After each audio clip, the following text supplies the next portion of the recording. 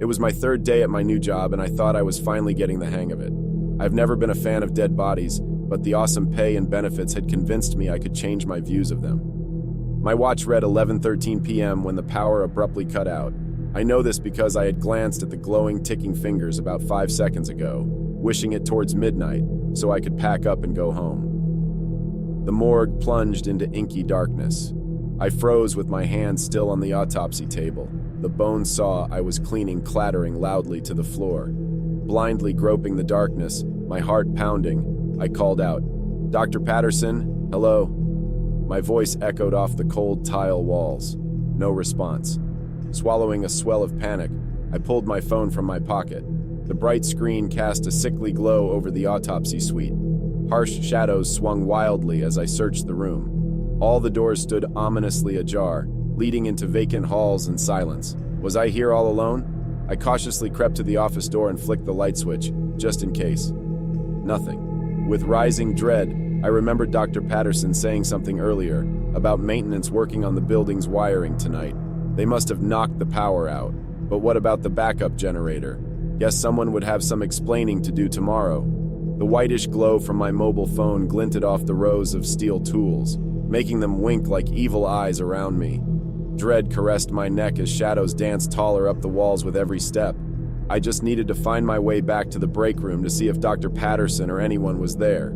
As I turned toward the doorway, though, the beam of my phone spotlighted the body bag we'd been working on still lying open on the autopsy table. Mr. William, late 60s, heart failure while shopping. Average guy, average death. At least until now, lying under the harsh glare of my phone in a blackout. The angle of light carved his face into a gruesome mask, eyes hollow black pits, mouth yawning unnaturally wide. I shuddered.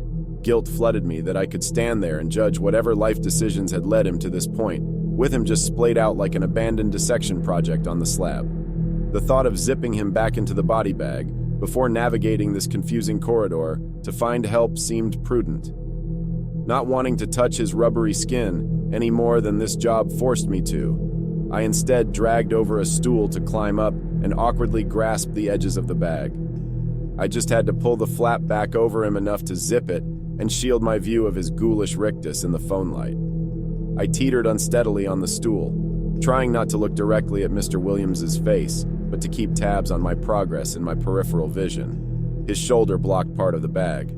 I stretched my fingers just shy of reaching the zipper edge. Leaning dangerously off balance, I suddenly felt the bag slowly slide down over his upturned face like a cavernous hood.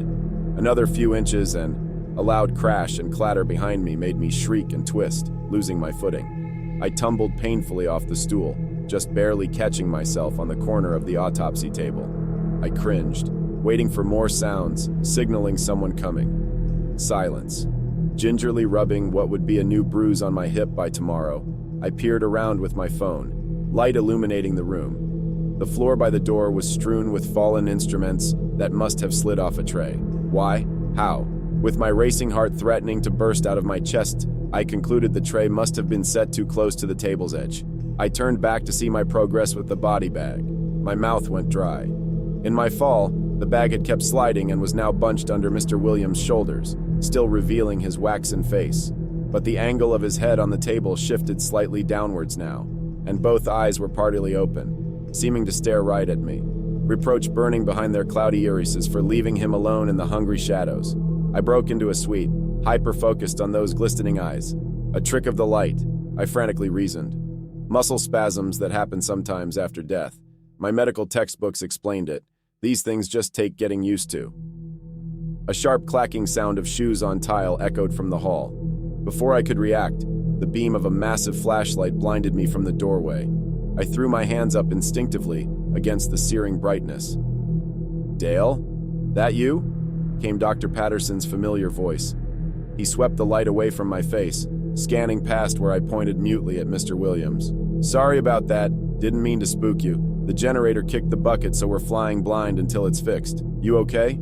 I blinked the blotches from my vision and looked back hesitantly to the table.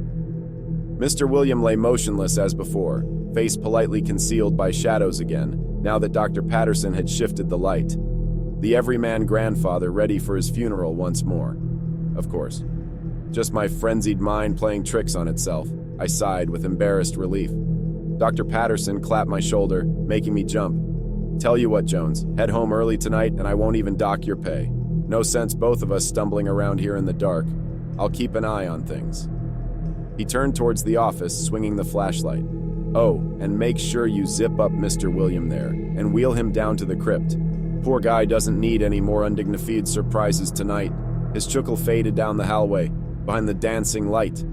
I rubbed my eyes hard before skittishly stepping over to properly zip the bag shut this time. As I finally wheeled the gurney bearing the body bag out into the stale night air, I felt an overwhelming urge to glance back, just once, just to make sure Mr. Williams' sightless eyes weren't still silently trailing me as I left him to the cold, dark mercy of the morgue. Instead, I walked resolutely on, to my car and drove off, trying not to picture his staring face still imprisoned behind my eyelids every time I blinked. If you enjoyed it, please follow, like, and turn on notifications for more.